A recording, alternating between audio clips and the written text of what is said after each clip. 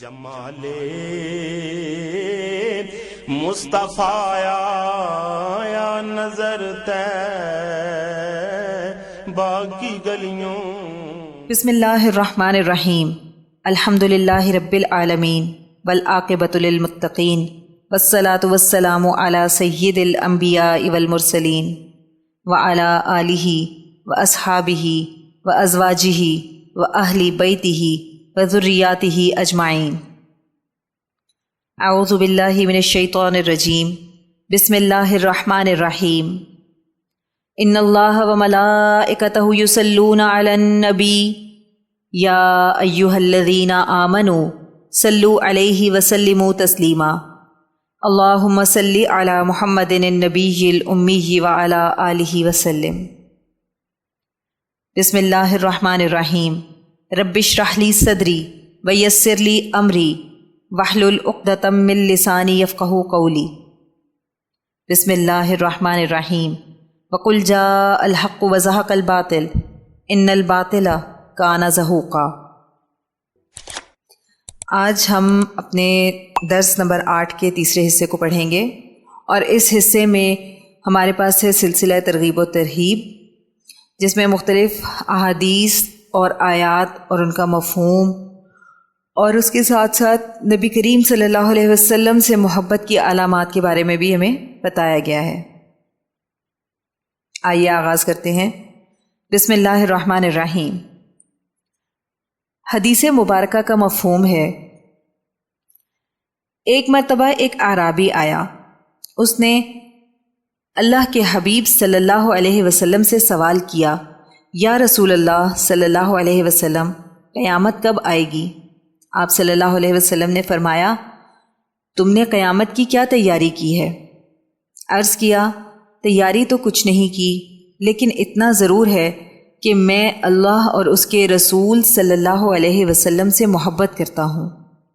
تو آپ صلی اللہ علیہ وسلم نے فرمایا، یاد رکھو، المرء مع من احبا، قیامت کے دن آدمی اس کے ساتھ ہوگا جس سے وہ محبت رکھتا ہے۔ اور قرآن پاک میں اللہ سبحانہ و تعالیٰ فرماتے ہیں، الا ان اولیاء اللہ لا خوف علیہم ولا هم یحزنون، آگاہ رہو، بے شک اللہ کے دوستوں کو نہ کوئی خوف ہوگا اور نہ وہ غمگین ہوں گے۔ اسی لیے علماء اس آیت اور حدیث مبارکہ کا تعلق یہ بتاتے ہیں کہ اللہ کے دوستوں سے دوستی رکھو، کیونکہ جب یہ میدان حشر میں آئیں گے تو نہ ان کو کوئی غم ہوگا اور نہ ہی خوف، تو جو ان سے محبت رکھے گا تو اللہ کی رحمت سے بعید ہے کہ اللہ عز و جل اپنے محبوبوں کو تو جنت دیں اور جو ان کے ساتھ ہوں ان کو عذاب میں مبتلا کر دیں۔ امید یہی ہے کہ ان کی بھی بخشش فرما دیں گے۔ روز محشر سرکار صلی اللہ علیہ وسلم کی ایسی بادشاہت اور حکومت نظر آئے گی جو نہ پہلے کسی نے دیکھی ہوگی اور نہ کبھی دیکھے گا۔ تو جو دنیا میں آقا کریم صلی اللہ علیہ وسلم کا دیوانہ بنا رہے، اس کا محشر میں حضور صلی اللہ علیہ وسلم کے ساتھ کیسا تعلق بنا ہوا ہوگا۔ محشر میں جب آقا کریم صلی اللہ علیہ وسلم کی شان ظاہر ہوگی، حساب کتاب ابھی شروع نہیں ہوا ہوگا، سب سے پہلے سفارش کے لیے حضرت آدم علیہ السلام، پھر حضرت نوح علیہ السلام، پھر حضرت ابراہیم علیہ السلام، پھر حضرت موسیٰ علیہ السلام، سب کہیں گے آج یہ منصب ہمارے پاس نہیں، آج اگر کوئی سفارش کر سکتا ہے تو وہ محمد صلی اللہ علیہ وسلم ہیں۔ سارا مجمع آقا کریم صلی اللہ علیہ وسلم کے پاس پہنچے گا۔ سارے نبی تو کہہ چکے، اذهبوا الی غیری، کسی دوسرے کے پاس جاؤ، مگر میرے نبی صلی اللہ علیہ وسلم کی زبان مبارک پر امتی امتی ہوگا۔ آپ صلی اللہ علیہ وسلم کی شان محبوبیت کے واسطے اللہ عز و جل نے پہلے سارے انبیاء علیہم السلام کے پاس بھیجا۔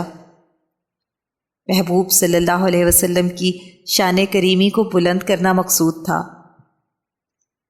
پچھلی امت پہچان نہ سکی، آنے والے لوگوں نے انکار کیا، اس لیے پورے محشر کا چکر لگوا کر اپنے محبوب صلی اللہ علیہ وسلم کی شان دکھائیں گے۔ ان سب باتوں سے اشارہ اس بات کی طرف ہے کہ اللہ والوں سے رابطہ مضبوط رکھیں، پھر وہ اللہ والے اللہ کے حبیب صلی اللہ علیہ وسلم سے ملواتے ہیں، اور یہی رابطے روز محشر نفع دیں گے۔ 3 نعمتیں اللہ سبحانہ و تعالی نے بن مانگے عطا کیں۔ ایک مسلمان گھرانے میں پیدا فرمایا، پھر دوسرا حبیب صلی اللہ علیہ وسلم کی امت میں پیدا فرمایا، جس کی امت میں آنے کے لیے انبیاء علیہم السلام نے دعا فرمائی۔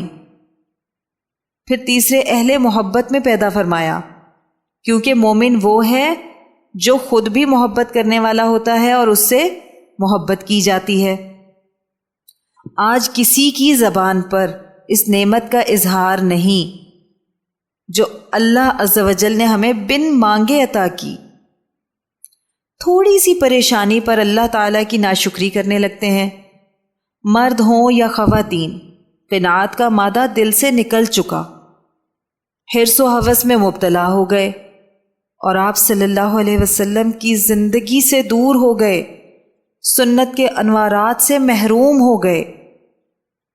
اللہ سبحانہ و تعالی نے اپنے محبوب صلی اللہ علیہ وسلم کی ہر ادا کو کیسے محفوظ کیا۔ اس عظیم نعمت کا احساس ہمیں روز محشر ہوگا، جب نبی کریم صلی اللہ علیہ وسلم کی شفاعت کے علاوہ ہمارے لیے نجات کا کوئی ذریعہ نہیں ہوگا، نفسا نفسی کا عالم ہوگا۔ یوم یفر المرء من اخیہ و امہ و ابیہ، یہ وہ دن ہوگا کہ آدمی اپنے بھائی سے بھاگے گا، ماں اپنی اولاد سے بھاگے گی، اور موت کے ساتھ ہی سنت کا نور نظر آنے لگتا ہے۔ جب بچہ چھوٹا ہوتا ہے تو ماں اس کی ہر چیز ترتیب سے رکھتی ہے کہ بے ترتیبی نہ ہو۔ جوانی میں وہ خود کسی چیز میں اونچ نیچ برداشت نہیں کرتا، کوئی چیز جگہ سے ہلی ہوئی نہ ہو۔ پھر بڑھاپا آتا ہے، خود اٹھنے کے لیے دوسروں کا محتاج ہوتا ہے۔ اس ساری زندگی میں اگر سنت کا اہتمام کیا ہوگا تو بڑھاپے میں بھی ہر کام اللہ سہولت سے کروا دیتے ہیں، اور پھر اس کی میت میں بھی سنت کا نور نظر آتا ہے۔ غسل، تجہیز و تکفین کے کام بہت آسانی سے ہو جاتے ہیں، اور جتنے بھی لوگ میت پر موجود ہوتے ہیں، ہر شخص کہے بغیر نہیں رہ سکتا کہ بڑی آسانی ہو گئی۔ پھر اللہ پاک فرماتے ہیں قرآن پاک میں، ان اللہ و ملائکتہ یصلون علی النبی یا ایھا الذین آمنوا صلوا علیہ وسلموا تسلیما، اللہم صلی علی محمد النبی الامی وعلی آلہ وسلم۔ اس آیت کا اگر ہم ترجمہ دیکھیں تو اس آیت کا ترجمہ یہ بنتا ہے کہ بے شک اللہ اور اس کے فرشتے نبی صلی اللہ علیہ وسلم پر درود بھیجتے ہیں، اے ایمان والو تم بھی ان پر درود اور خوب سلام بھیجو۔ ٹھیک ہے، اللہم صلی علی محمد النبی الامی وعلی آلہ وسلم۔ تو اب اس کا مفہوم بتایا جا رہا ہے کہ اس آیت میں اللہ تعالیٰ نے کیا حکم فرمایا، آگے وہ یہ بتا رہے ہیں۔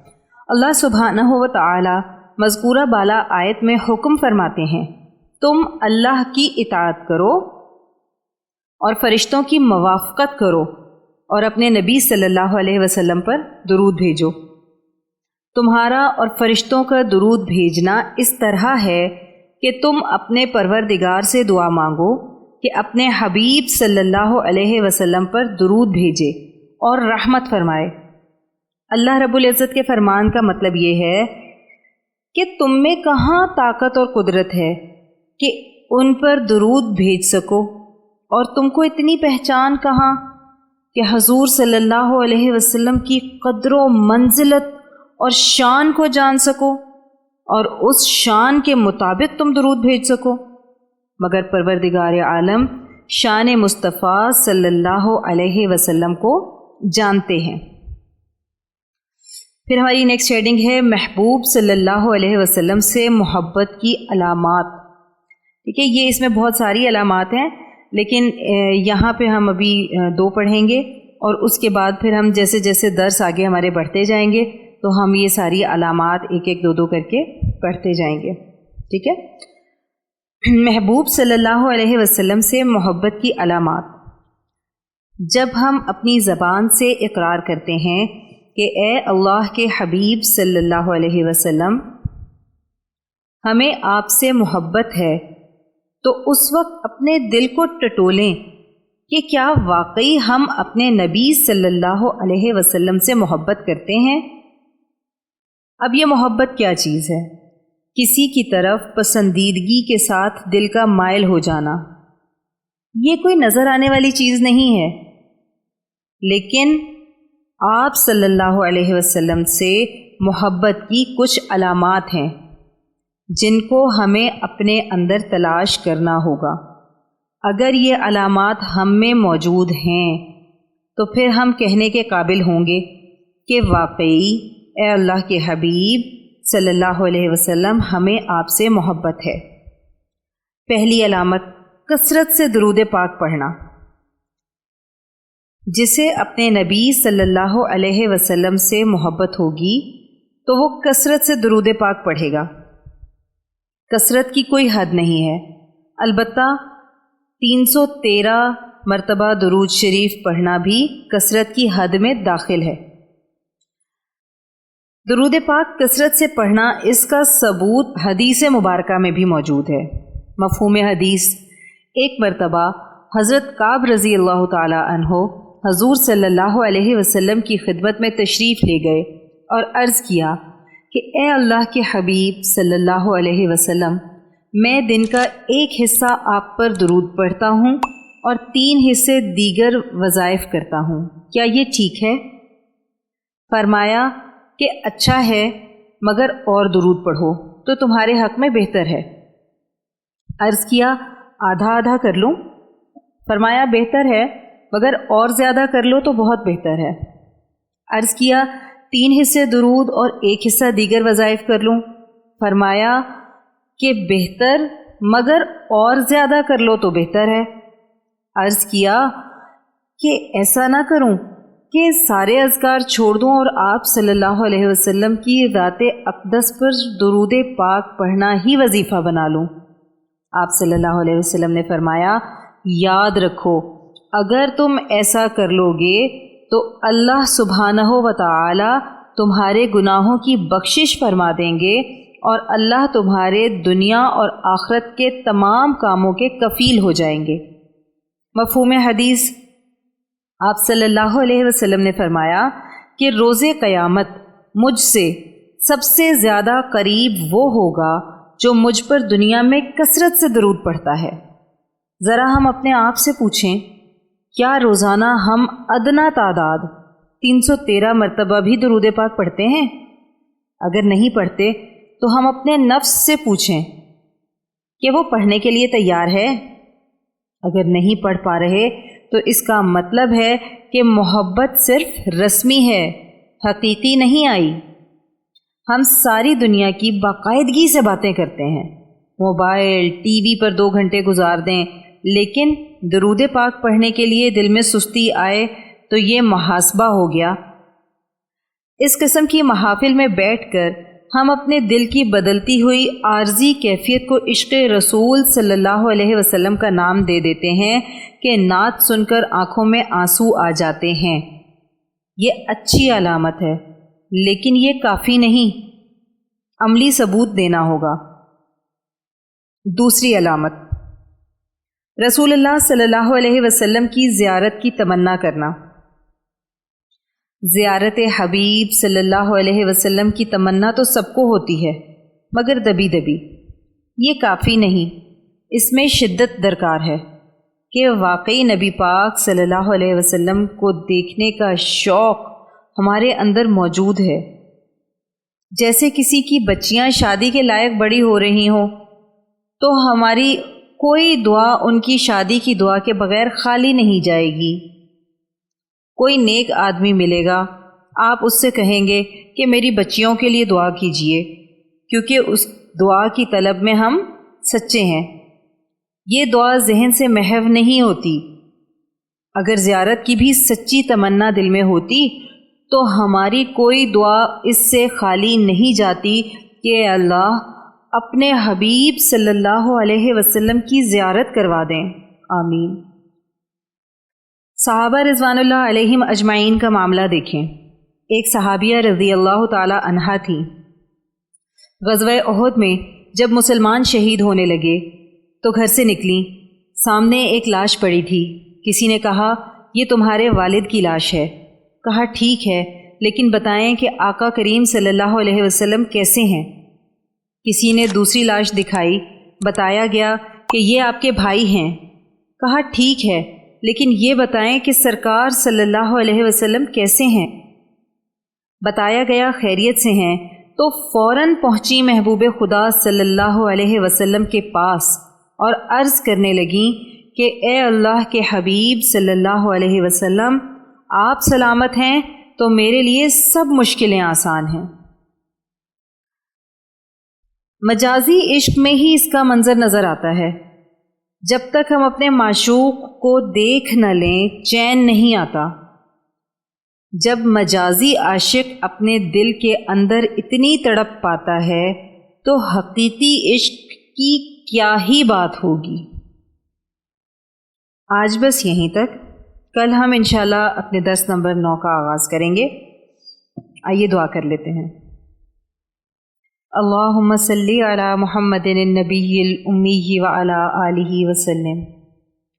اے اللہ ہماری اس کاوش کو قبول فرمائیں اور اس کو ہماری بخشش کا ذریعہ بنا دیں، اور اس کو قیامت تک امت کے لیے ہدایت اور عشق نبی صلی اللہ علیہ وسلم کا ذریعہ بنا دیں۔